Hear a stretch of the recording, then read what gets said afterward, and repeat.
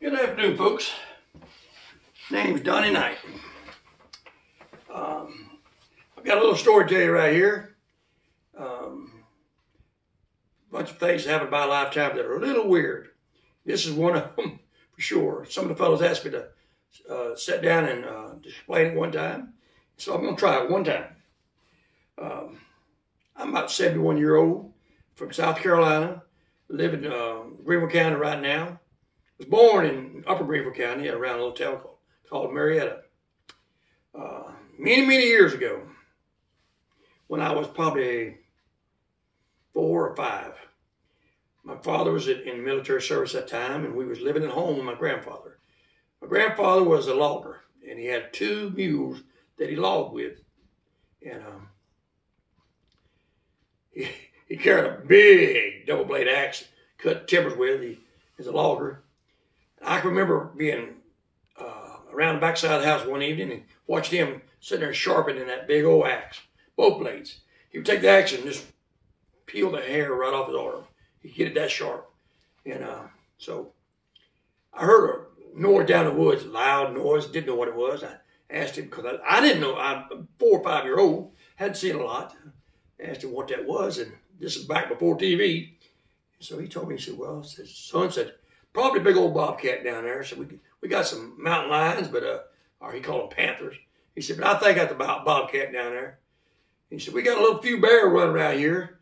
We really wasn't much out of Marietta at the time where we was living at. But behind the house there, he had a little corral. He kept his 2 mules in, about 40 foot behind the house. The house was set on the side of a hill. They'd cut a swat out of it and leveled the ground out. And where the house was set, and if you went to the back side of it, there was about a 3 or 4 foot gap between the side of the house and the bank of the hillside. He just cut down about 4 foot deep, and then the hill started going up away from the house.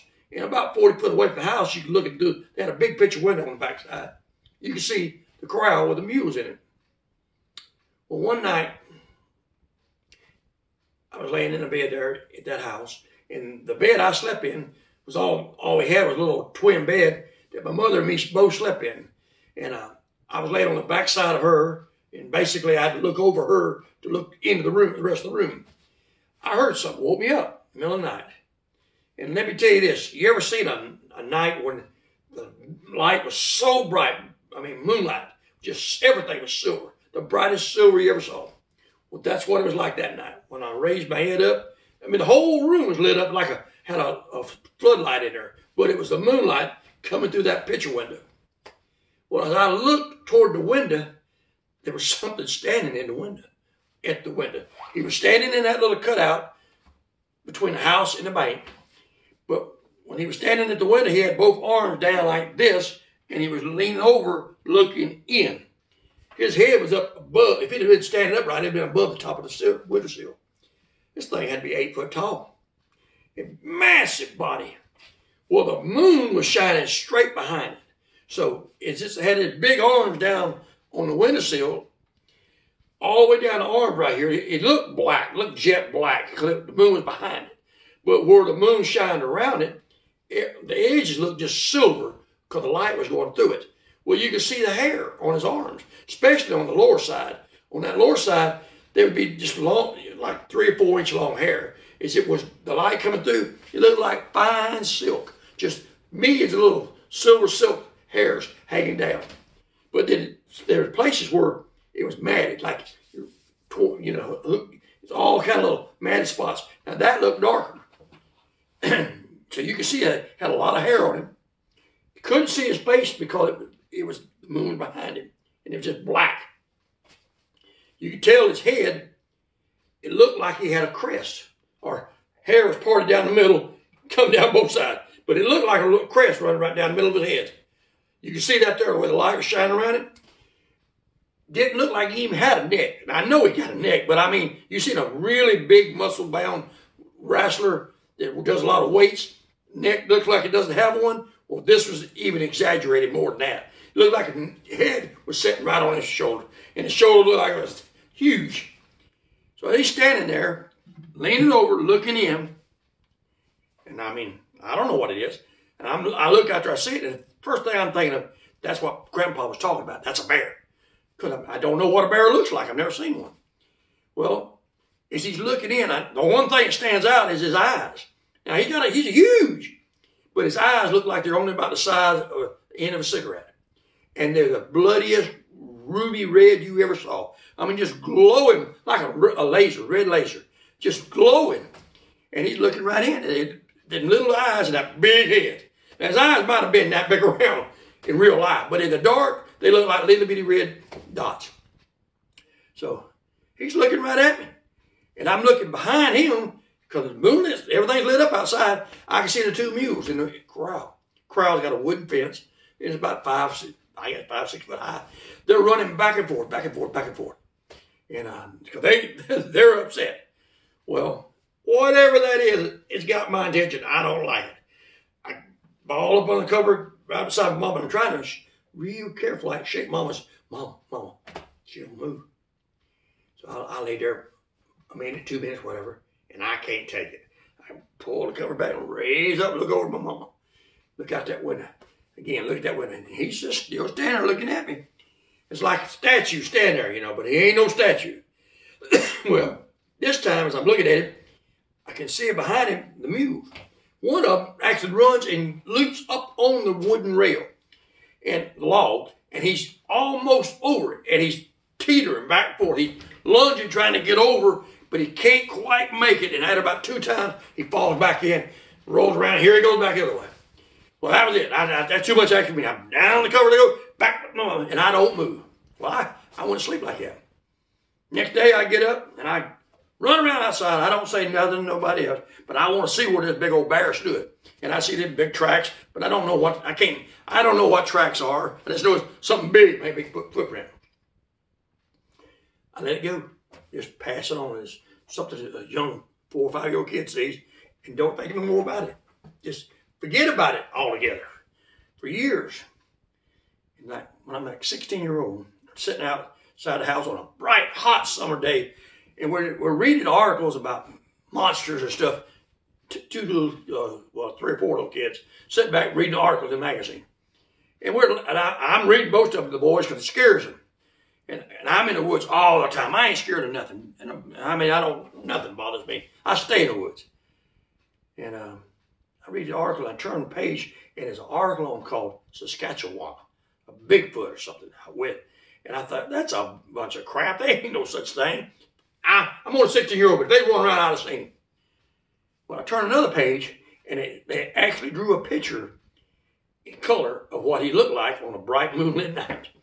And when I turn that page, every hair on my body, right now, I'm telling you, I can feel it right now, the hairs just raise up. I was looking at a photograph of what I saw that night to the T. I mean, every bit. I said, whoa, and just like that, I remembered every detail of that night. I had completely forgot it.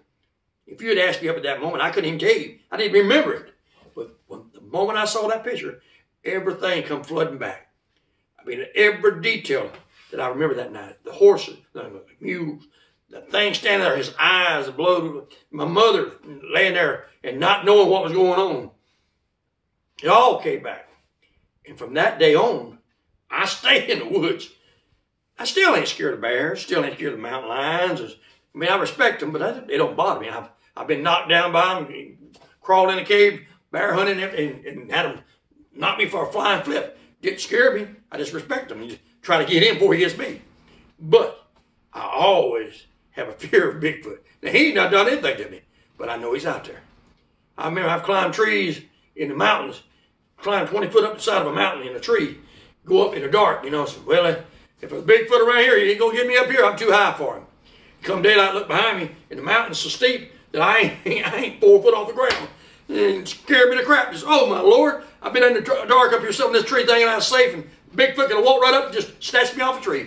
Well, that was me. And my friends laugh at me. They, oh, you're the bravest man in the world, but you sure ain't brave around Bigfoot. And they don't, none of them scared of Bigfoot because they don't believe in him. This is just a joke. It don't exist. People make this stuff up, they think. But I can't do that. I know what I saw. So I've been all over the West, camped out in the mountains I've been at all the Rockies. I've been most of Canada, and I love the winter, dead of winter, snow, whatever. I've never seen the first sign. I've never seen a footprint. I've never heard nothing. I never run into anything in the woods that resembled one. I thought was one. And as far as I know, they don't exist, except what happened to me when I was 4 or 5 years old.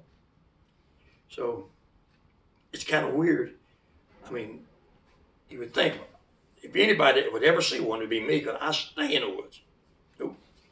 So, like I said, I'm 71 right now. I had two different brothers. I had a middle brother, 3 years younger than me, and I had another brother, 6 years younger than me. Well, years later, my mother, she was about 70-something year old. She had found herself, and she was dying. And she had a couple of days to live, and all the family come together, and we're up there visiting. We're all standing around talking, and she's in and out of it. We're talking about all the good things we've done as a family, and sharing the good times, bad times. And one of my brothers, the middle one over there, they were scared. They still scared of bears, deer, whatever. They don't like anything that dangerous out there that they know of. They don't want to be around it. But Bigfoot, that's a joke. It's a big joke.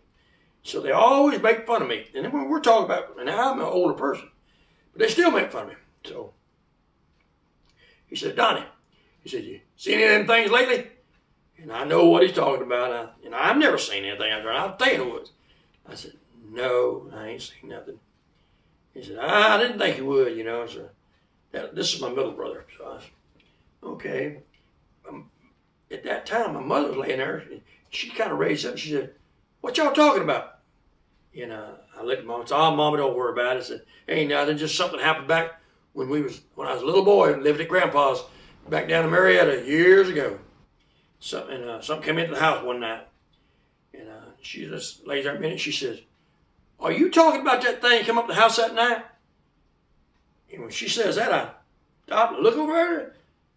I said, Mom, what you talking about? She said, are you talking about that thing come up to the window that night? I said, what are you talking about? She said, that big thing that come to the window. I said, Mama, you was asleep that night. And if you're talking about the same thing I'm talking about, she said, if it was big and black and had red eyes, I saw it. I said, you was asleep. She said, no, I wasn't. I said, Mama, I tried to wake you up. She said, I know. She said, I never moved. She said, I was facing it. I was looking right at it. She said, I don't know what that was. She said, but I didn't know what it was. I said, oh, crap. She said, all these years you knew about that. She said, yeah, but you never mentioned it. She said, I never thought any more about it. You just mentioned it. She said, but I remember that. She said, kind of hard to forget that. I said, yeah, it'd be real hard to forget that. And I looked at my brother where I said, Mom saw that too. He was kind of like, he didn't know what to say. Because one thing make fun of me, but he wasn't make fun of his mama. His mama getting laying there dying. He wasn't about to make fun of her. He said, so let it slide. Well, my youngest brother wasn't there. Now, see, this is probably, I'm 50-something year old then, so I didn't know this, but years earlier, when my youngest brother would have been in his early 20s, he had been up on the East Toe River trout fishing with a bunch of his friends. They went up in 2 cars. And come late in the afternoon, they come out and got the cars, went home. Each carload of people thought that my brother Gary had got in the vehicle with the other boy. So they ended up driving off and leaving him down there on the river fishing. So he come out at dark, walked up there to where the car should have been, and there wasn't no car. Well, it's about 2.5 miles up the mountainside to an old beer joint up there called Scatterbrain. Anybody around here knows what I'm talking about, Scatterbrain. So he was going to go up there and get a ride, call for a ride, and he's going to whoop somebody's butt for leaving him up there. So he had a stringer full of trout and a fly rod, I think spinning rod. He started up the road. First thing he done, passed Ohio home, dogs come out barking at him. He threw some trout at him, gave them the fish. They shut up, and he started on the road. First of all, before I go any farther, let me stop. My brother Gary didn't believe in Bigfoot either. So what he had done, he had told all his friends to never, ever tell me or he would whoop their butt. So this is like 12, 14 years after this happened before I find out. One of them, by chance, mentioned something about it in my presence. And I said, whoa, wait a minute. What are you talking about? And boy, he turned white. He said, oh, crap, your brother's going to whoop my butt. I was supposed to never mention this to you. So I got the story from him, then I went to my brother, and I made him tell me. So here's what he told me. He said, I was totally trout at them dang dogs. Kept on walking up the old winding tar gravel road, going up the mountain. He said, I got about halfway up that road. He said, I seen something coming off the mountainside to the left, off a little ridge, coming on a step down the road. Now, he don't like bears at all. He's scared of bears. He's scared of mountain lions, anything like that. But, you know, he knows what they are, and he don't want to be around them. So he said, I looked up there and saw that thing coming off that hill. He said, my very thoughts was, I can remember exactly what I was thinking. He said, I said, oh, Lord, please, Lord, let that be a bear. Please let that be a bear. Now, he's terrified of bears. He stepped out the road, it wasn't a bear. He says, Donnie, when that thing stepped out, said it was walking like a man. Said it must have been 8 foot tall. He said his arms were swinging. He said it was walking across the road about 50 foot in front of me, walking parallel, walking straight across. He said he wasn't looking at me, he was just stepping across the road. He said, I just froze in the road. He said, it got right in the middle of the road, it stopped and turned his head and looked down at me. Looking down. He said, it turned his head, didn't turn his body, it turned his head and looked at me. He said, I'm in the middle of the road, it's in the middle of the road. And it's standing there looking down at me. He said, I was praying as a bear, but that wasn't no bear. He said, it was no bear like that. I said, well, what happened? He said, I scared to death. He said, didn't have a gun. He said, all I can think of. He said, I done all that I can think of. He said, I took that rod and I started smashing it across the road, back and forth, back and forth. He said, as it hit that tar and gravel, he said, it was throwing sparks up. In the dark, you can see the spark. He said, I started screaming at the top of my voice, I'll kill you, I'll kill you. I'm going to kill you. Come over here. I'm going to kill you right now. He said, I'm just screaming at him. He said, I'm really scared, I'm sure. He said, he just looked at me for about 5 seconds, turned, took one long stride from the middle of the road, and he was off the side of the edge of the road, and he was gone. He went off that side of the hill. And he said, I don't know where it's black or brown or what, because it's in the dark, but it was dark color. He said, it was big. He said, he went in them bushes, when it went down that hill, said, I took off that road running. He said, about halfway to the scatterbrains up there was a house on the right. He said, I ran, I could see a little light in the house burning. So I ran up on the porch and grabbed the door, and I was trying to open the door to get in. He said, it was locked. So I was screaming, let me in, let me in. Said, old lady come to the door and had a little picture window. She said, boy, what you want? He said, let me in. Said, it's going to kill us. It's going to kill us all. She said, boy, you on drugs or something. She said, you ain't coming to my house. She said, you need to go up scatterbrains up there. He said, no, let me in. She said, boy, I ain't letting you in. He said, I turned around and looked up that road, that pitch black dark. He said, oh, my Lord. He said, up the road he went again. He said, he flew up that road up there. And he cut the scatterbrains, the old beer joint. So he opened the door and flew in there. All the way across the room is a little black cast iron stove in the back where they heated the room up with. He ran back there, got behind that stove. And there's a bunch of people sitting there drinking their beer. And, boy, what's going on here? He said, get the gun, get the gun. He said, it's going to kill us all. It's going to kill us all. And the old man, Scatterbrain, he pulled old double-barrel shotguns out. He said, boy, there ain't nobody going to mess with us up here. He said, now, what's your problem? He started telling him. He said, boy, you want something powerful. He said, no, I ain't. So anyway, they gave him a beer. Said, you just calm down. So we call you a ride. He called him a ride. His friends come up there and got him. And then he told him, he said, don't you ever tell my brother what I saw.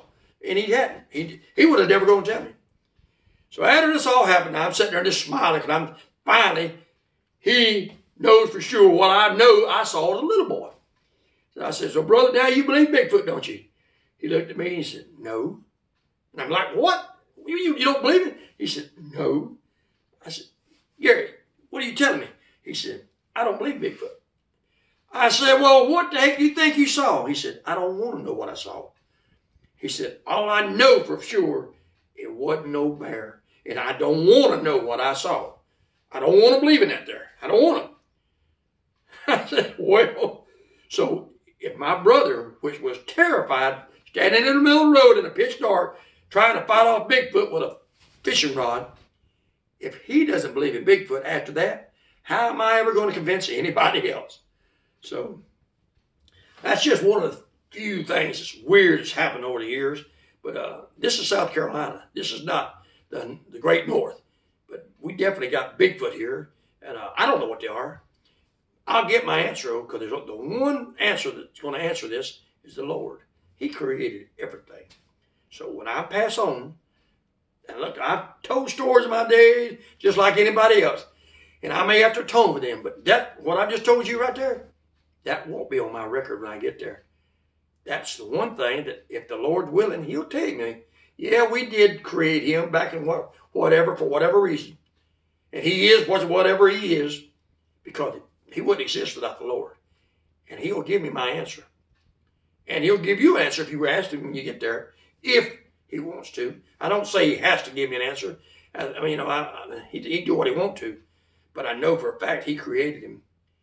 And he knows it too. Whatever he is, whatever they are. But like I said, if my brother don't believe him, how can I convince anybody else? As a matter of fact, if my brother had told me that story and I hadn't seen him when I was a little boy myself, I wouldn't believe it, because I'd have said, boy, I've lived in the woods. I was living in the woods. I've never seen nothing except when I was a little bitty boy. So, Bigfoot, believe it or not, that's the end of the story, folks. Nice talking to you.